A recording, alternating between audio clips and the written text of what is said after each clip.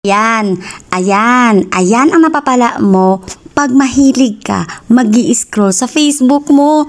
O, mga bish, nakikita mo ba ang laman ng screen natin? Oh my God, nasa bahay ka lang pero pwede ka talagang kumita. Gusto mo ba malaman at saan mo makikita ang iyong komisyon or withdrawal balance dito sa ating TikTok account or TikTok shop?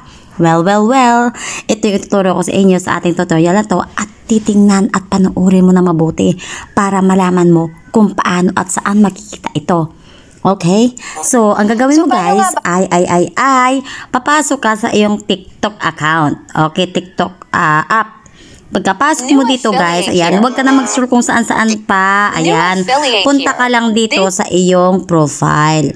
Pagkapasok mo sa profile mo guys, ayan, hindi tayo nagmarunong dito at hindi tayo nagmamagaling. Pero ang gusto ko sa inyo at ang gusto ko sa mga nakikinig dito, sundan mo ang ginagawa ko at panuorin mo ng mabuti tong video para naman magaya ka katulad ko at gagaya ka katulad ko. Okay, pagkapasok mo sa account mo, tap mo yung tatlong line. Pagka-tap mo ng tatlong line, wala ka ibang pupuntahan. Pumasok ka lang dito sa Creator Tools. Ito ha, nagagalit na ako sa inyo ha.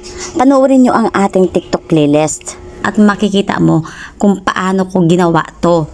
Pagkapasok mo dito sa My Creator Tools, punta ka lang sa TikTok Shop for Creator. Itap mo yung TikTok Shop for Creator. At pagkatapos, nakikita nyo yung ating mga product views at commission dyan. Okay? Baba ka lang dito, punta ka sa earning mo. Pagkapunta mo sa earning mo o pagkapindot mo ng earning mo guys, ito na yung actual estimated income na naka-display sa inyong earnings dito sa inyong loob ng analytics ng affiliate orders. And take note, ito ay withdrawable anytime guys. So as long na meron kang remaining balance, maaari mo itong withdraw through GCash.